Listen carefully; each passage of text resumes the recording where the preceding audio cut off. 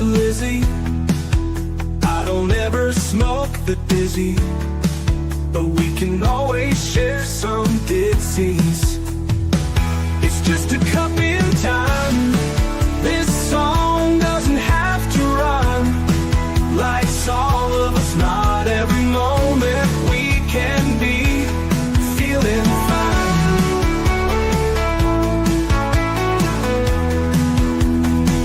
I wanna share a moment, just a second if you will, maybe even a cup of thrill. We could share this performance. It's tea time, come sit with me. Well, welcome guys, Miss Liz in the house, and I am super excited to talk about today because my spouse is superhero Superman. So we're going to talk about Superman Wars, and I believe my spouse is listening, so he wants to know a little bit about these Superman Wars. We're going to talk about that with William Bernhardt, who is also the founder of WriterCon. So we're going to talk about a bunch of stuff today on Tea Time. We're going to talk about friends, family, art. That is the TBR serving that William has given me. So we're going to talk about that. But before we get started, you guys know how Miss Liz rolls. Let's get over to all those platforms: Facebook, LinkedIn, TikTok, Instagram, Clapper, Lemonade, Blue Sky, all those good platforms. And the ones I haven't mentioned, Miss Liz on all of those as well.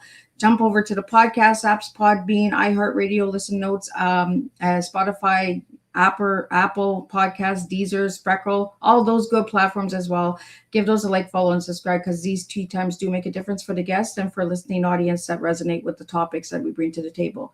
And also jump over to babyboomers.org. Miss Liz has been partnered with them for about 3 years now. And if you're looking to be featured on different podcasts, there's over 50 different podcast hosts that are featured on babyboomers.org. Check those guys out as well. There might be a flavor that you're interested in listening to. And I always like to support all of my colleagues out there that have an amazing podcast. So let's get started with disclaimer and then a beautiful intro, and then we're going to get William in here and we're going to spill some tea and have some fun today.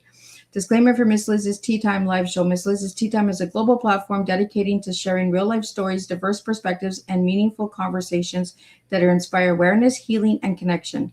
I'm Miss Liz is going live using StreamYard. Before leaving a comment during the live broadcast, please grant StreamYard permission to display your name at StreamYard.com. Please be advised that all the content brought forward during any Tea Time show is presented in good faith.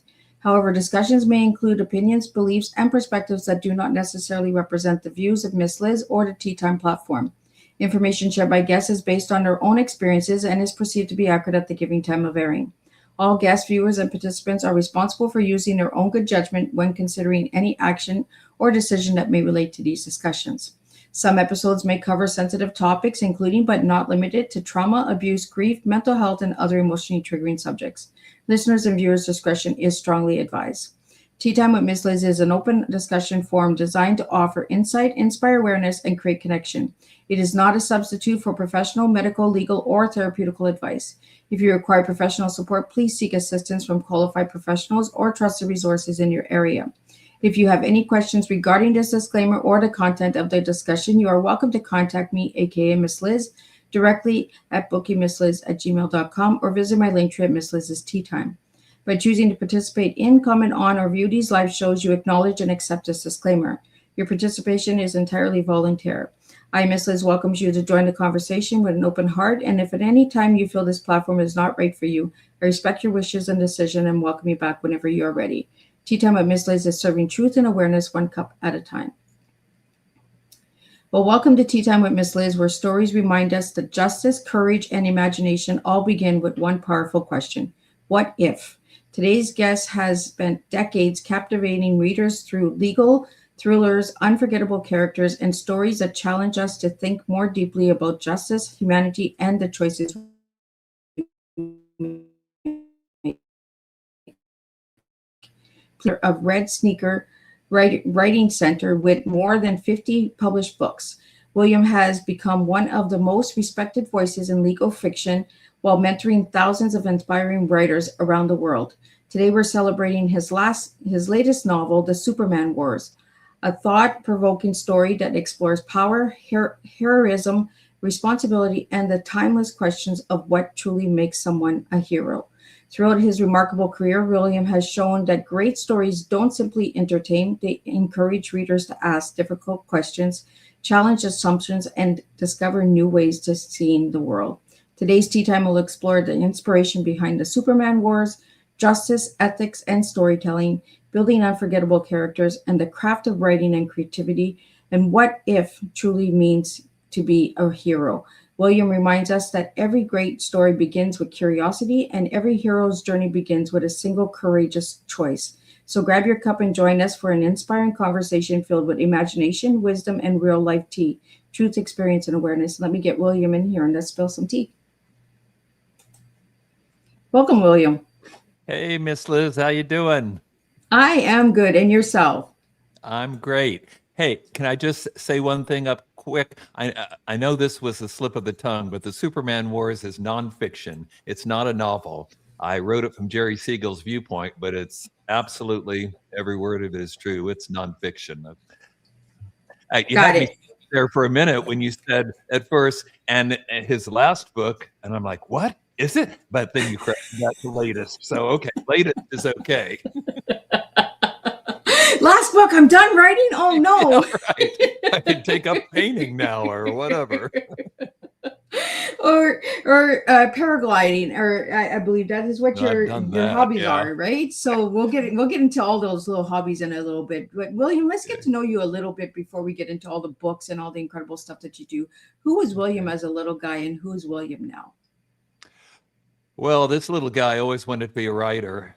That's not totally true. I am told there was a period, well, I know there was a period where I wanted to be a librarian because I went to the library every day. It was easy walking distance in this small Oklahoma town where I grew up and fell in love with books. So of course I wanted to work where the books were. But then around the time I turned 7, I started to realize that these books don't just magically appear, you know, they're not spontaneously generated. Somebody writes them, like that's their job. And I thought, well, that's the job I want. That's the coolest thing ever. So I started talking about being a writer, which didn't always play well in, you know, small town Oklahoma where there were no writers and weren't many people who could tell me how to get there. So William, how old were you when you wrote your first book? Well, I've been writing it for so many years. I don't know. It was published when I was 31. Let's go with that.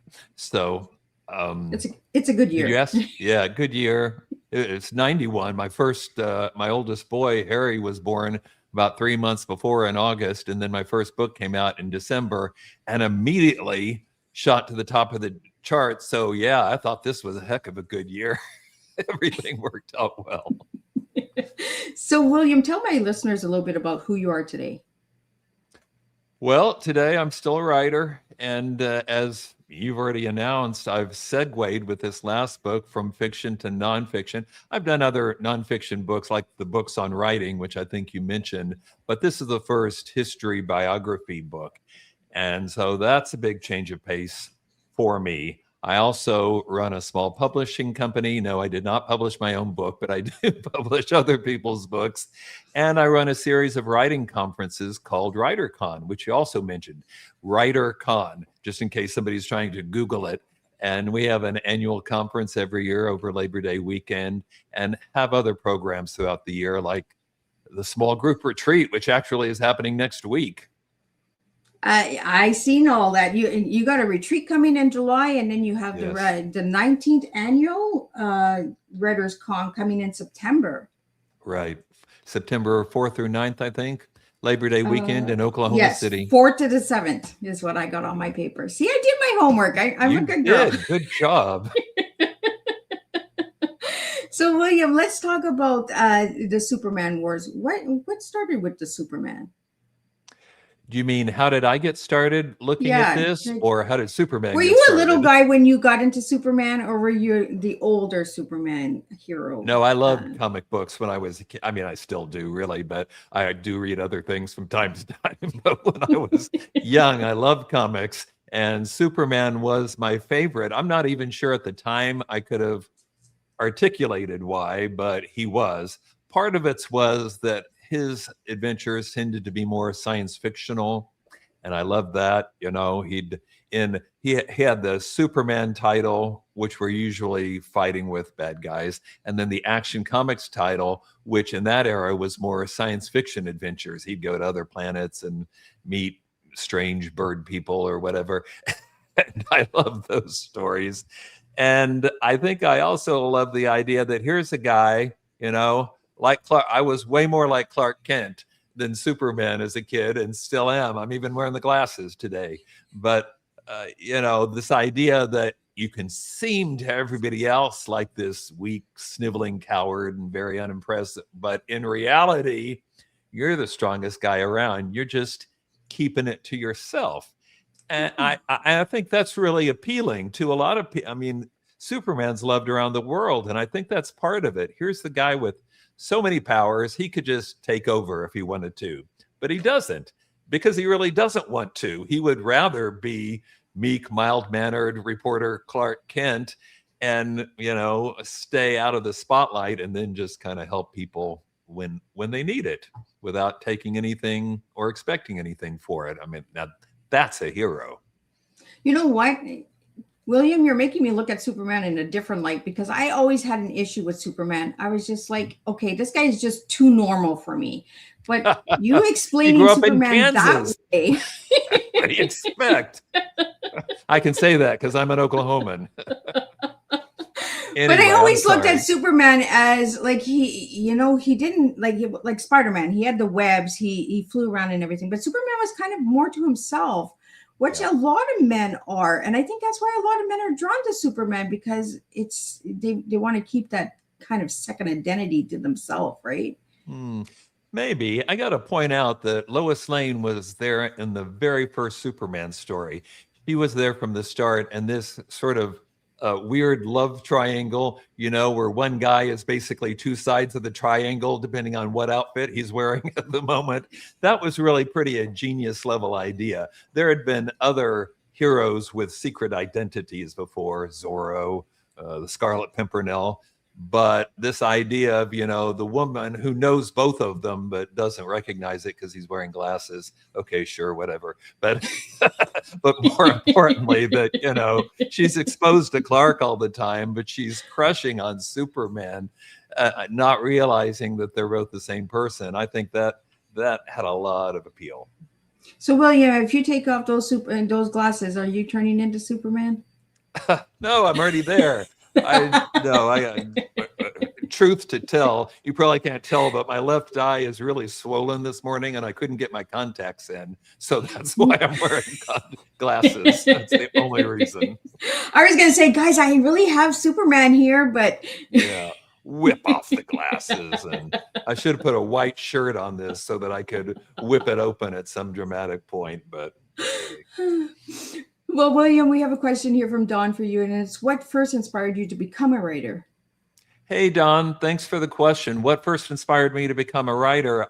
The love of books and probably some weird neurological twitch that nobody really understands. I mean, this is just me. I don't think writers are really born. I don't think anybody's born with a writing gene that makes them better at scribbling down words. I just think it's a matter of how much you want it.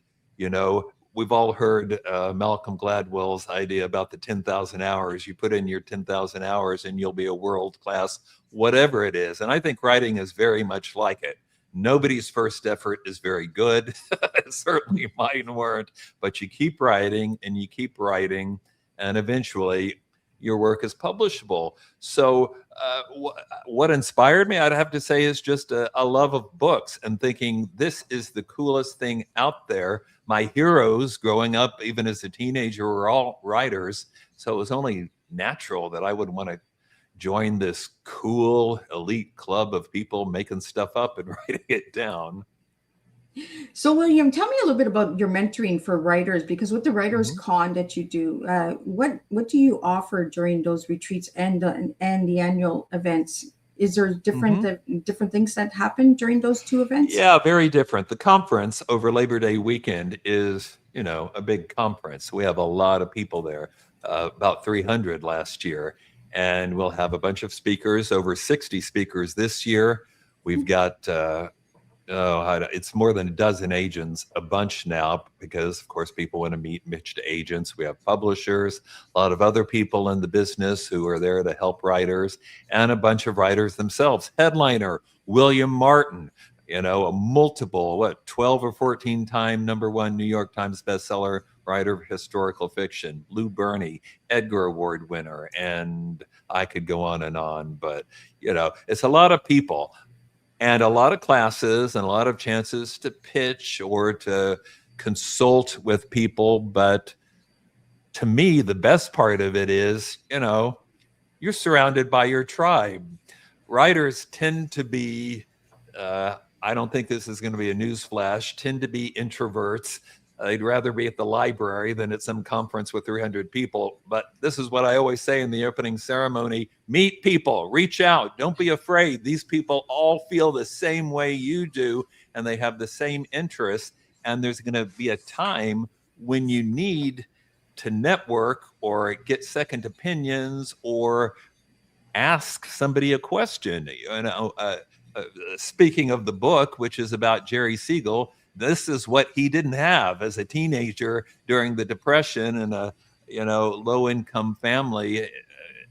He didn't have, his father passed when he was young. He didn't have anybody he could consult, and as a result made a lot of mistakes.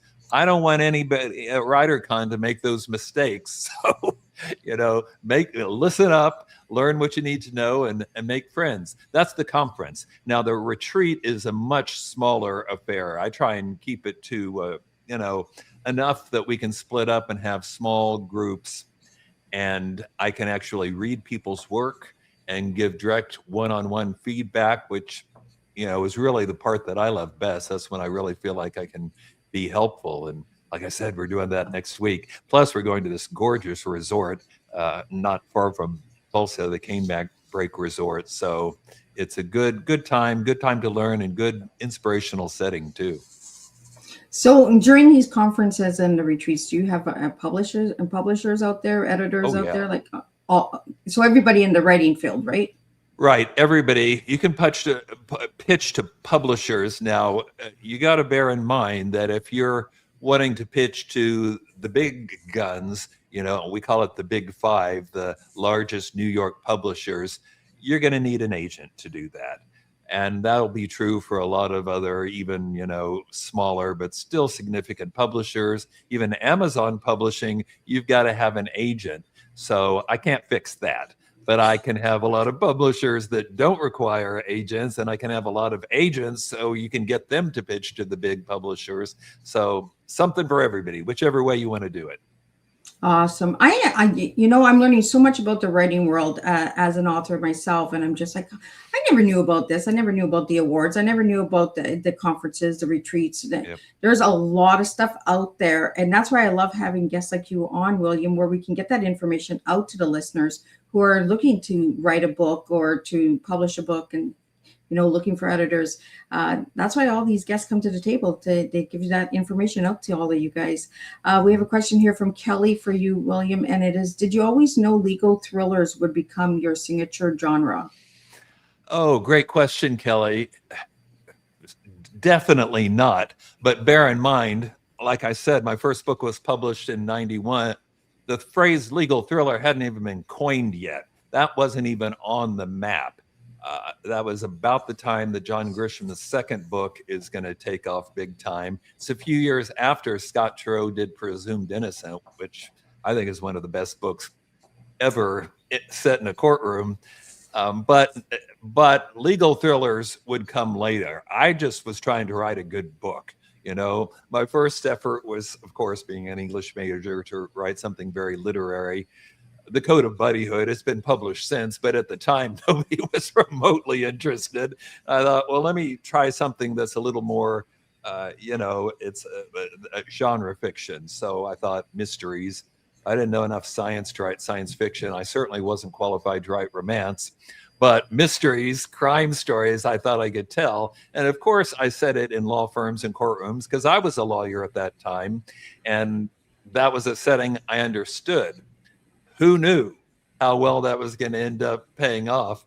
From the very first Ben Kincaid novel. Like I said, it was a hit. And then suddenly I had a publisher calling me up wanting to know when the next one was going to be due, which was a pleasant change of pace from the previous, I don't know, 10 years when nobody cared what I was writing. And suddenly the worm had turned. And he's right, legal thrillers became a thing, probably not as popular now as they were in the 90s, but in a way that works to my advantage, because instead of everybody writing them, there's a handful of people who write them who really know their way around the courtroom. And I think that it's awesome that we have the legal genre, because you can put some real facts into your stories in that as well. Sure. William, I want to get into your book. I have the book here. I'm going to pull it up. So for the audio listeners, if you could just describe what we're looking at here. Let's talk about the Superman Wars and what people can find from this new novel. Well, the Superman Wars is basically the story of Jerry Siegel, who is the 11th grader who came up with the idea for our first ever superhero, Superman. This is in the middle of the Depression, and a quarter of the nation is unemployed. It's tough times, and Jerry's growing up in a low-income family. His father dies when he's 17, and despite all advice to the contrary, is determined that he's going to be a writer. He was sending things. He got stuff published when he was a one-digit age and kept at it and kept at it, came up with this idea for Superman. What he really wanted was a newspaper comic strip, because at this time, the news, totally about face from today, but at that time, newspaper strips were the big guns in town. Everybody read the newspaper comics. They were so popular that during a newspaper strike in New York, Mayor LaGuardia read the comics over the radio so kids wouldn't miss out on the latest installment of Little Orphan Annie or whatever. And people were making real money doing that. So that's what Jerry wanted a piece of. And he spent years. So he had the idea. It goes through several iterations. That's all in the book. But eventually he gets down to the Kryptonian that we all know, the guy from the other planet who comes to Earth. And he got his best friend, Joe Shuster, to draw it. And they had all these strips, and he just sent them out and sent them out. Every syndicate in the book. And they all ultimately turn it down. It takes years, but they all ultimately, they just can't, it's too different. They're like, a guy is holding a car over his head. Sure. They just didn't understand it. That sounds like a raging bull. Like he's mad. Like, something, he didn't get his oatmeal that morning. That's right. So eventually, Jerry and Joe had been doing some comic book work. Bear in mind, the comic book in its modern form didn't exist until 1935. And that was due to a man called Major Malcolm Wheeler Nicholson, who had been former military officer and a writer himself. So he understood writers and writing. And to bottom line this, he never tried to rip anybody off. He never tried to acquire anybody's characters. He got what they called first serial rights, meaning he could run it once and then all the rights went back to the author. And Jerry and Joe had been working with this guy for 2 years, and he's been wanting to publish Superman since 35. And Jerry keeps saying, no, I want a newspaper strip. But finally, when he's exhausted all the syndicates, he says, okay, I'll let you run Superman. Maybe somebody will see it. Maybe that's how I'll get a strip.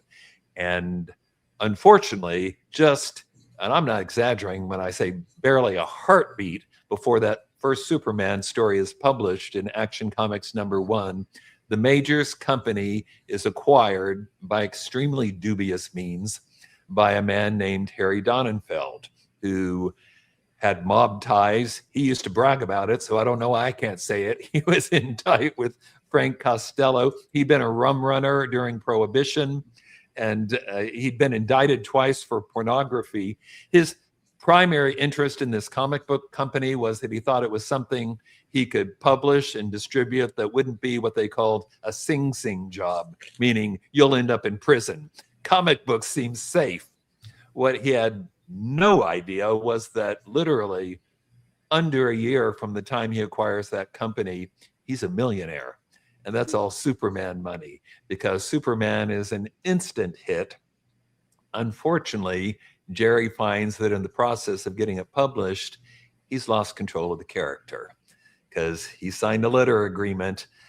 People sometimes say that Jerry and Joe sold Superman for $130. That's not actually true.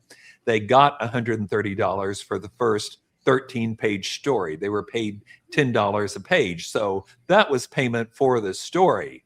Unfortunately, thanks to Harry and his associate Jack Leibowitz, there was also a clause in that letter agreement that said basically, by the way, all the rights to the characters and everything in this story now belong to the company. But there was no additional money given for that. So I would argue they sold Superman for nothing. It was, and that's what I would have argued in court too. Unfortunately, I wasn't around when the litigation starts. But bottom line is, Jerry and Joe don't own the character anymore.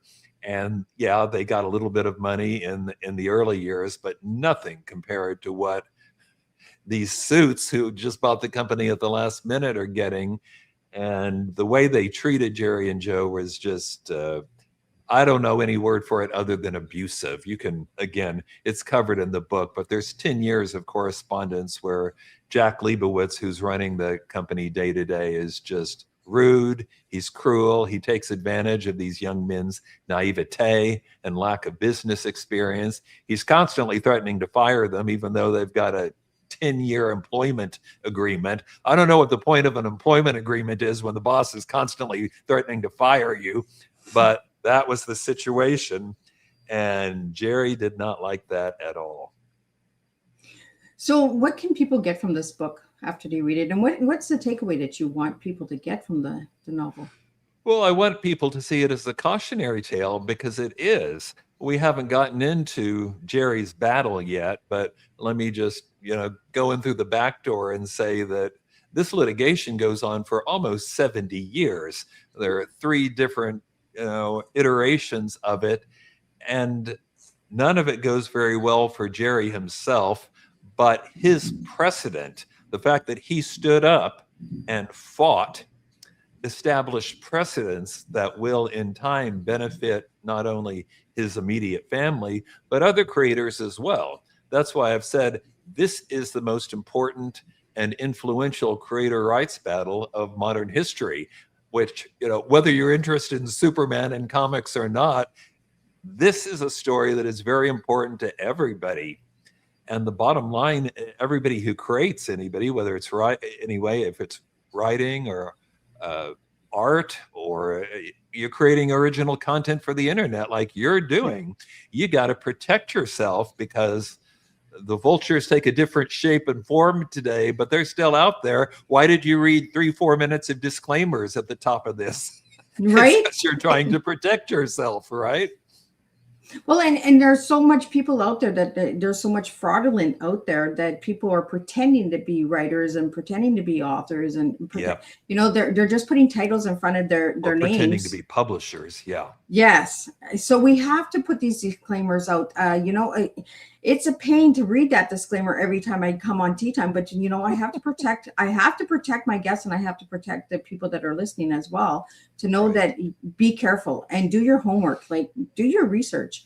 Podcasting, I find that we need to dig deeper. We need to start doing our homework, not just invite people on our platforms, but actually do the homework and make sure that they are legit, because there is a lot of people that are not. I read a story yesterday that Black Chateau put out about people claiming to be publishers and stuff like that. So we really have to be careful. It's everywhere. You were nice enough to mention the retreats. I'm telling you, almost every year, someone shows up who's given $15,000 to what amounts to a vanity press. They'll take your money, you'll get a book, but nobody's ever going to see it. They're not going to distribute it. They're just going to live in your garage you can't get the money back. You made the deal. And today, not only are there still vanity presses, many of them are aligned. They are a subsidiary of those big 5 publishing companies I was talking about. So if you're not in the know or have friends that are, it's really difficult to know if this is a legit offer or not. Although let me just say this to anybody listening. If a so-called publisher wants you to pay them, run. That's not a real publisher. That's not how it works. I don't care if they call it a marketing fee or advertising or incentive or what they call it. Publishers should be paying you, not the other way around. Well, it's just like magazine covers, right? When people do stories and they reach out to you, we can feature you in our magazine, but it'll cost you this, and this, right? Right. Who's reaching out? If you really believe in the person and you believe in the story, like write the story. I always tell them that, write the story. Let me see what you're going to offer me. And how come I've never heard of your magazine before until today? Or, you know? I mean, it depends on the person. If you just want to frame that magazine cover and put it up there and think, hey, you know, my mom won't know the difference, so that'll look cool, then fine. Absolutely. But on the other hand, given the internet tools we have today, you could probably make that up yourself. You don't need to pay somebody for junk that won't get you anywhere. Absolutely. Well, we have some questions that are coming in that I want to get out to you, and then I want to get back into the Superman Wars and all that good stuff that you're doing. William, this comes from Gerald. Which of the 60 plus books is closest to your heart? And I know this is hard to answer as a writer. Yeah, no, it's not. It's The Florentine Poet. I mean, It's also the Superman Wars, to be honest. But since we've talked about that enough, I'm going to say The Florentine Poet, which is a novel I wrote a few years back, and it's lighthearted and fun, and it's about a 15th century. It's novel. It's a novel. This is not history, unlike the Superman Wars, but it's really about what it is to be a writer and a poet, and why we love those things. And I just had a great. I think it's my best work. It's not my bestseller, I can tell you that, but I think it's the best. William, have you ever written a book where you're like, I don't care if it makes bestseller? Yeah, that was this. That was The Florentine Poet. Or I've written 3 books of poetry, which, not to be immodest, but I got some of the best reviews of my life from those 3 books. Did I get the best royalty checks from those 3 books? No, of course not. It's poetry. You cannot feed your family on it, I promise. Maybe Billy Collins can. Nobody else can. But do I regret writing them? No. I mean, if you wrote it for the right reasons, you know, you had something to say and you said it, then that book is not a failure, because it's still sitting on the shelf up there. And you did exactly what you wanted to do, and I hope it turned out well. So yeah, I think that's part of being a writer. I mean, I made a big pivot to nonfiction on this book, which I can tell you every agent publisher would advise against. They say, you know, they basically just want you to write the same thing over and over again until readers can't stand it anymore, and then they dump you and get somebody else. That's the way modern publishing works. Sometimes a writer just needs to write for themselves, make their own choices. Well, we have a question here from Paula, and it's what keeps you motivated after publishing so many books? Oh, that's not hard. I don't have any problem with motivation. I mean, this is what I do, and I love it. Somebody the other day was asking when I thought I'd retire, and I just thought, why would I retire? Well, it's like at the beginning of the show, you're like, last book? No, latest book. yeah, no, I mean, who knows? I might come up with something brilliant yet. At any rate, it's fun. And I can't imagine getting up in the morning and not knowing what I was going to do that day, you know, because there's always between the books or the publishing or WriterCon, I've always got things to do, and I prefer to stay busy. It keeps me out of trouble. And of course, the success of the Superman Wars has opened up a lot more opportunities. I know what my next 2 books are going to be now, and they're both nonfiction, and that's based on the success this is having. It opened up a new door for you as well, because everybody said, don't do it, and look at you did it, and look at it now, you got 2 more on the go. We have a question here from Sean, is how has mentoring aspiring authors influenced your own writing? That's interesting. You know, part of that mentoring would be the Red Sneaker books, which I think you mentioned in the opening. I've done 10 books on writing. I know that sounds awesome, but they're really pretty short. It's those. They're pretty slender. Those ones in the corner. but the idea is that, you know, didn't want to create some mammoth text that people would use as an excuse to not write. Instead, I divided it up on specific topics. So if you want to learn about character, you can read the purple one. And if you want to learn about plot, you can read the blue one. And you can read it in 2 or 3 hours and then get back to your work. I want it to inspire work, not to take you away from your work. And so that's why I did it that way. But the question was, though, how's it influenced my work? I think that thinking consciously about what I was doing, I'd been doing it for decades at that point, but when you start to sit down and think, well, what does make a good character? What does make an interesting plot?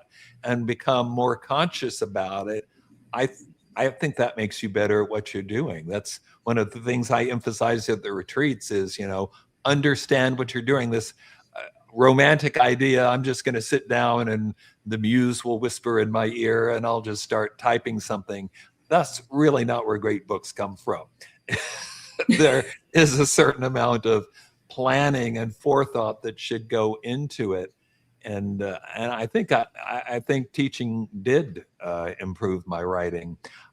I've had people of all stripes and sizes at WriterCon, great top best-selling writers, and we won't be mentioning names, but sometimes the best-selling authors are not the best teachers, not because they're not good at it, because they've never really thought about it in the way that I just mentioned, like, what am I doing and how would I teach it to somebody else? And so the teaching part is kind of awkward. Their books are wonderful, but they're not necessarily the best teachers. Well, we have a question here about characters. You started talking about characters, William, and it's between Ben Kincaid and Daniel Pike. Did one character surprise you more while writing?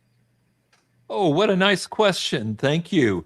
Just to fill in everyone, Ben Kincaid was the character in that very first book I published in '91 called Primary Justice. I didn't know it was going to be a serious character, but what a gift. That book took off, and like I said, the publisher wanted more. We ended up doing 19 of those, and I've got a draft of the 20th, because how can you leave something at 19? You Right? got to round it off. But I had to set that aside so I could. Superman research ended up taking about twice, if not more, as long as I thought it would. And Daniel Pike, that series came much later, when I'd been away from the legal thrillers for about a decade, and time had passed, and I thought, we're in a new era, really, a new generation. It might be fun to see what a character with a completely different personality would be doing today. So Daniel Pike is basically everything Ben Kincaid isn't. Ben Kincaid is really Clark Kent with a briefcase. He's reserved, he's a little insecure, if not neurotic, but he's smart and he's determined. Whereas Daniel Pike, at least initially, is much more of a showboat in the courtroom.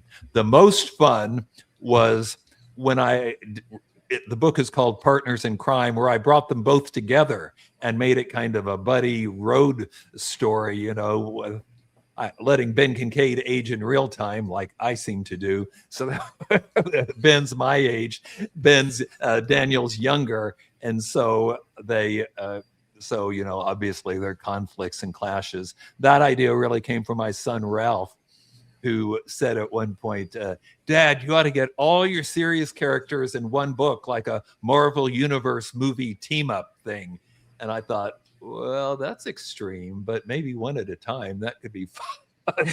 So then I did Partners in Crime with Dan and Ben, and then I did another book, the one I just mentioned, Justice for All, which teamed Dan with another one of my series characters, a female attorney in Seattle named Kinsey Rivera. Was that the question? Why I know I started talking about Ben and Daniel, but what was the question? Let me see if I can find it here. Surprised you while writing them? What character surprised you? Everything surprised me about both of them. In Ben Kincaid, I was surprised that people embraced this character, even after legal thrillers, to use the term a previous questioner asked, even after that became a thing. I wasn't entirely comfortable with it because that wasn't what was on my radar. I didn't really read thrillers or know what a thriller was. I thought it was a courtroom drama with some mystery elements in it. But I started gearing up towards thrillers once I knew that's what everybody was going to talk about. But my concern was, of course, Grisham was the top of this genre. And FYI, he's a terrific guy who I've had a chance to work with in small ways on a couple of instances, and he's just a prince. But I don't think our books are very much alike. So I was afraid that people would read his and then come to mine and see how different they were and not like it very much, but Ben, worries aside, Ben endured for a long time and he's still out there. Daniel Pike, when I started, I said, okay, I'll do 6 of these and I'll commit to a relatively quick schedule, but I don't want it to go on and on forever. And this is what I'm writing for the rest of my life. I'll do 6. Well, that didn't work out. 6, but the first 6 are a nice coherent whole. I just keep coming back for more. Can't stop myself. So, William, do you always have even numbers for your series? Because you said 19. I had to go to 20. Now I got 6. We are a base 10 world, aren't we? No, Kinsey only got 3 books. I don't know if this even counts as a series when there's only 2 of them, but I wrote, the first book was called Dark Eye, with a female psychologist working with the police, Susan Pulaski. And I would love to get back to that, actually, because that was supposed to be a trilogy and I never got to write the 3rd one. So that's another thing that I need to get back to do, but I would be content with 3, and that's an odd number. So I'll say no on that. See, I paid attention, guys. I heard 6, and then I heard 20, and then I was like, oh, even. So for any of the writers out there that would like to do series, what's a number that they could stop at? Is there a deadline? Like you're on 19 for one series, so is 20 the deadline? No, the only deadline is how much do your readers want to read this series character. I could talk for a long time about series characters. Publishers love them because it's the closest thing publishing ever gets to a sure thing, Like if this Ben Kincaid sold X many copies, then the next one will probably sell about that. There's not as much risk involved.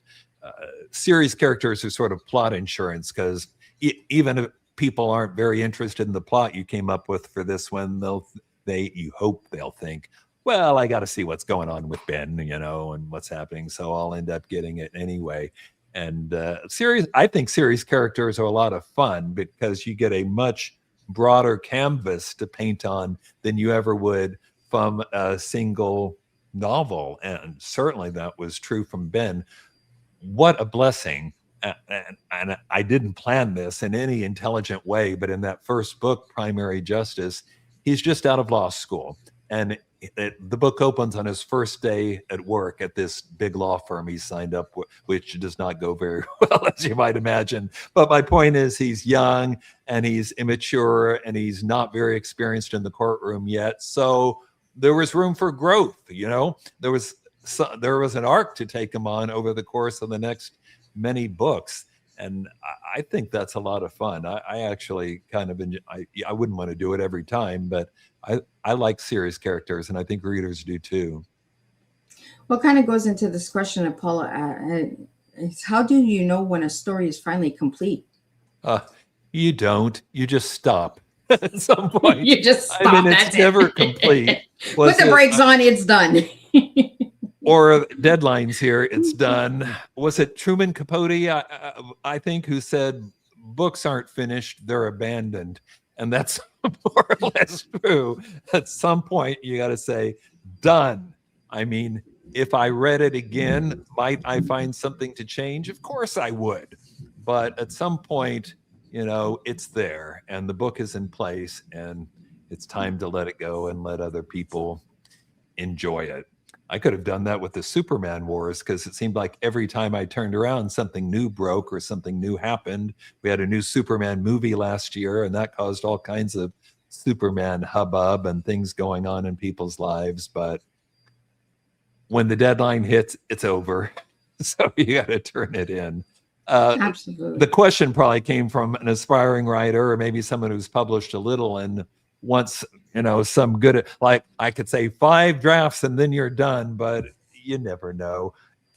It's your own sense of when this is at least more or less mostly in place, and then send the book to some beta readers, some friends, or just associates who will give you an honest appraisal. I hesitated to say friends because if all your friend says is, "Oh, Bill, that was really great," well, that's not helpful. Yeah. Except You need good feedback. It will not make your book any better. You need somebody who will look you in the eye and say, "Bill, this scene just doesn't work," or "This character doesn't make any sense to me," or, "I didn't like this part at all." If you get that kind of feedback, it's time to go back and write some more. If you have 10 beta readers and they all seem to like it, then maybe you're ready to send it in. Let's talk about beta readers, because I haven't talked about this much on Teatime. For my listeners out there, what are beta readers? Well, the beta reader is, the idea is to have, I guess, the author is the alpha reader, but then you send it to other people before you send it into New York or wherever your publisher is to get second opinion. I remember when Philip Margolin, another terrific lawyer who became a writer, he came to WriterCon as keynote one year, and he said he has 10 beta readers. Why 10? Because if just one person has a problem with, say, a character, he thinks, well, that guy's an outlier. But if 6 people say the same thing, that's problematic. And then you need to go back and do something. I mean, if it were me, I'd probably do something just to fix the problem one person had, because I'm basically insecure and I want everybody to love me like everybody else. But, that's the point, to get some feedback. I don't care how good you are or how many books you've written. Authors can be blind sometimes, and nobody's going to see everything. And you just need a second pair of eyes, maybe third, fourth, 10th, to look at things, to pick up on the things you're missing. You get too close to it sometimes and don't see what's readily apparent to others. Yeah, when you're too close to the project and the writing in the book, when you get the feedback, you take it personal. And you're like, no, I want this character and I want it written this way, or I want it that design. But having an outside eye come to the table is really good for you, because then it shows you the growth, right? It shows you to go back and dig deeper, or pull out because you went in too deep. Like when you're describing a situation or a storyline. I know when I wrote my books, I was told, back it up a bit. The reader will understand it. You don't need to put it into so much graphic detail, right? They'll get it when they read it. So pull it back a bit. Let them use their imagination. I mean, that's why they're reading, right? So, William, what was the first cartoon you read as a little guy besides Superman? First cartoon, or you probably mean comic book? Comic book. In time, I would become a big Batman fan. And indeed, today, Batman outsells Superman, probably because there's been such a huge series of successful Batman movies. By a significant margin, Batman's the most popular superhero comic book character around today. But when I started reading in kind of the late 60s, you remember the Adam West Batman show, which basically played it as a comedy. And that infected the comic books for a while. And, even as a little kid, I thought, oh, this is stupid. I don't like this at all. I wanted it to be serious. But in 1970, that changed. The pair of Denny O'Neil and Neil Adams took Batman back to his roots as a dark creature of the night and scary avenger and whatnot. And that I liked. So at that point, I became a Batman fan too, which, FYI, is the subject of my next book.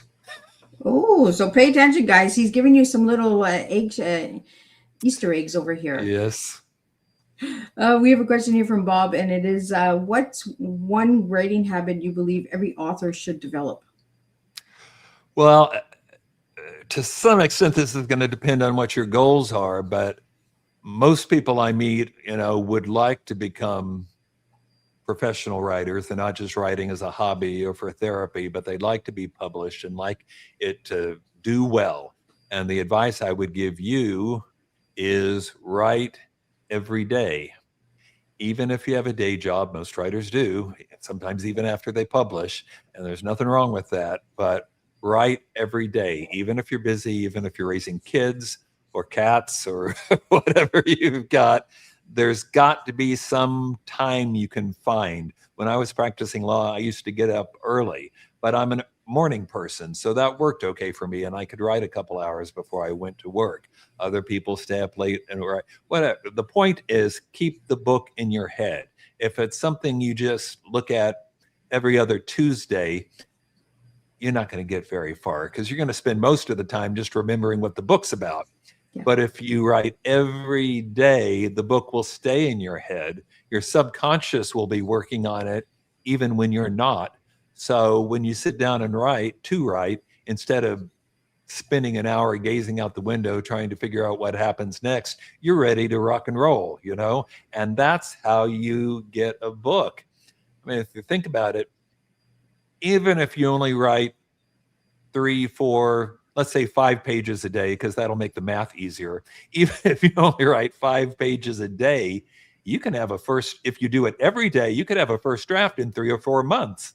And sure, that first draft is going to need a lot of work, but you're a lot further ahead than you were before. And now you can go back and do the second draft, which will take less time. And the third draft which will take even less time, I hope. And on like that until finally you get the work done. Treat it like a job. If you want it to be a job, treat it like a job, not a hobby. Write every day and don't quit. It is very easy to get frustrated because writing is hard. And many times you'll think, oh, I must be the worst writer in the world. You're not. Writing's just hard. Don't quit. Stick with it. Put in your 10,000 hours. You can do this if you don't quit. William, I want to talk to you about your hobbies, and then I want to get into your tea before we wrap up. We're almost at the end here. I want to talk about the paragliding and surfing, and also Jeopardy champion. So tell us a little bit about all of that good stuff. Oh, well, what is there to say? I went surfing. I have pictures. I can prove it. I was on the board. Paragliding doesn't really require any skill. You just hang there. Scuba diving, fun, but Jeopardy, that does require some skill, mostly just to get on the show. And I did, and it turned out okay, although I was in my mid-50s by the time I made it, and not making any excuses. I did win, but let me tell you, I was the oldest person in that green room by probably 20 years, and that does matter. I at the rehearsal, I kept ringing in, and of course, I never got in because I wasn't quick enough. The kids were beating me out at every time. At one point, the producer came up to me during the rehearsal and whispers, "Bill, are you trying to ring in?" I'm like, "Yes, I'm trying to ring in, but it's not working."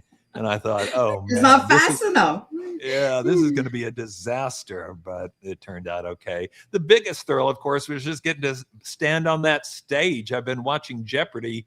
True since I was 4 years old, and now I got to do it, and I got to meet Alex Trebek, and how cool was that? That was a great experience. So that was kind of like a little childhood dream. Yeah, it really was. That was like publishing a book and creating crossword puzzles. That was a bucket list item that I was very glad to complete. Well, William, I want to get into your tea because the words that you gave me was family, friends, and art. Why'd you give me those 3 words for your tea? For my tea, I forgot, what does TEE stand for? It's your story. It's an acronym, isn't it? Yeah, it's your story, your words. Family, friends, art, did I say? Yes. I'm probably trying to tell you what is most important to me, although it should probably be family, friends, art, and cat. But I mean, he's family comes first.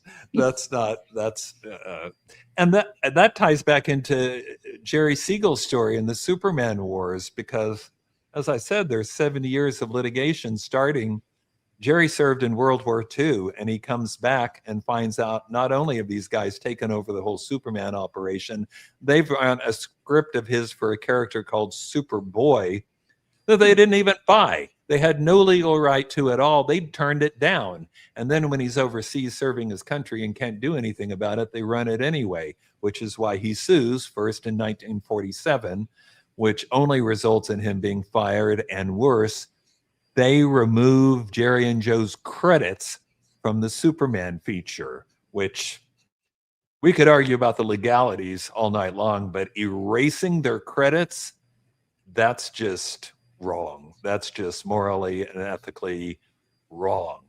And he suffered a lot of hardship.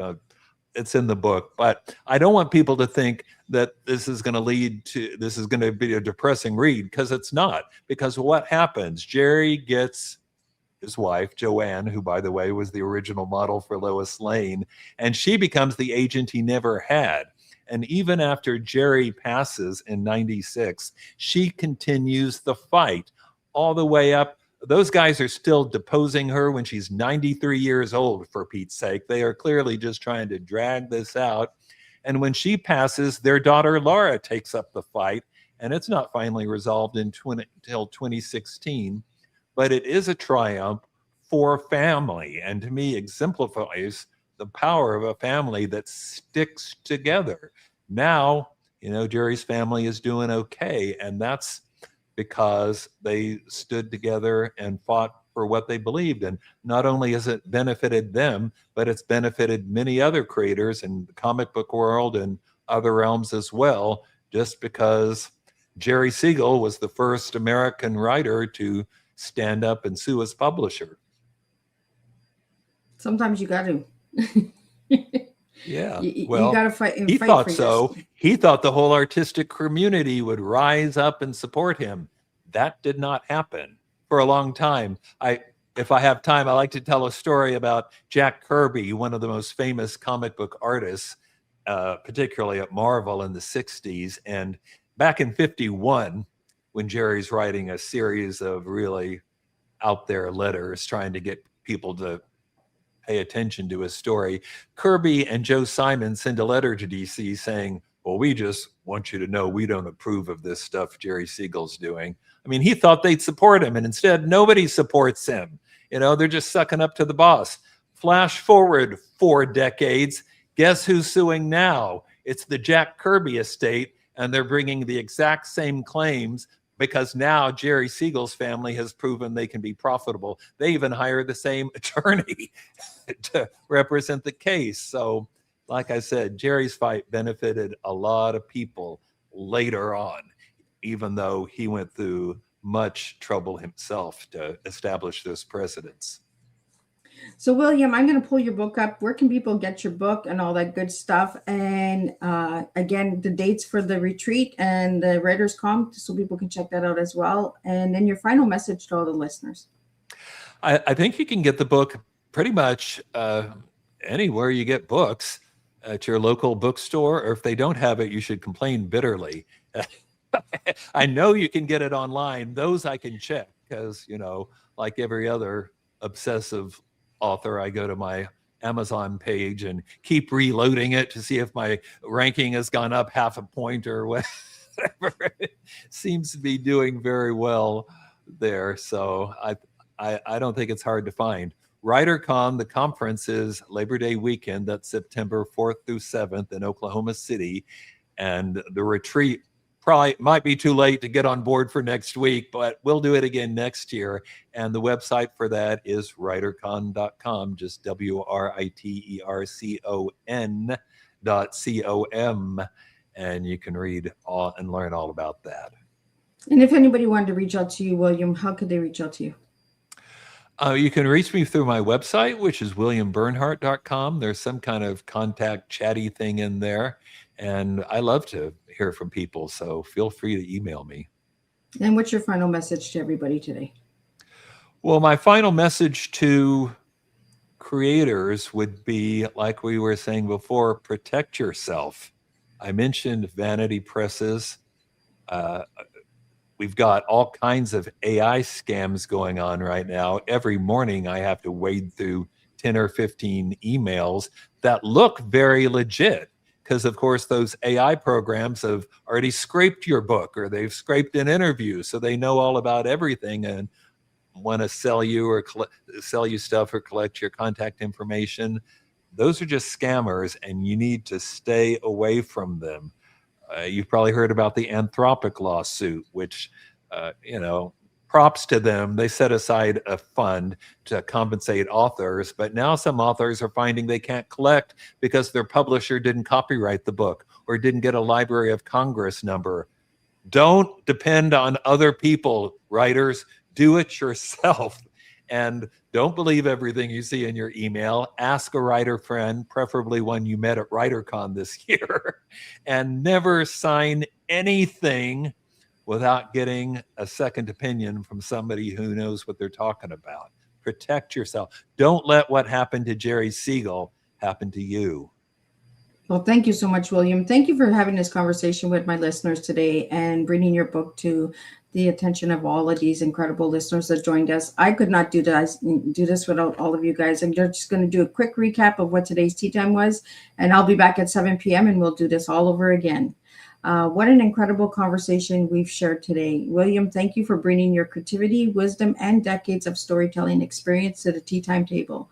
Your work reminds us that stories have the remarkable ability to entertain, while also challenging us to think more deeply about ourselves and the world around us. Today, we explored writing, justice, heroism, creativity, and the ideals behind the Superman wars. We discovered that true heroes aren't always defined by extraordinary powers, but by the everyday choices that they make with integrity, compassion, and courage. One of the strongest takeaways from today's conversation is this: the greatest power any of us possess is the power to choose how we respond to the world around us. Through your writing, you're invited readers to question assumptions, embrace curiosity, and recognize that every person has the ability to make a meaningful difference in someone else's life. As we close today's tea time, I leave everyone with this thought. If you were writing the next chapter of your own story today, what kind of hero would you choose to become? Because heroism isn't reserved for fictional characters. It lives in the everyday decisions we make to stand up, speak out, show kindness, and do what's right. Thank you, William, for sharing your gift of storytelling and for reminding us that imagination has the power to inspire real change. Until next time, keep writing your story with courage, keep believing in the power of ideals, and keep serving real life tea one conversation at a time. And today's takeaway was being a hero isn't about possessing extraordinary powers. It is about using the gifts you already have to make a positive difference in the lives of others, one choice at a time. And I'll be back at 7 p.m. and we'll do this all over again. Thank you. Enjoyed it.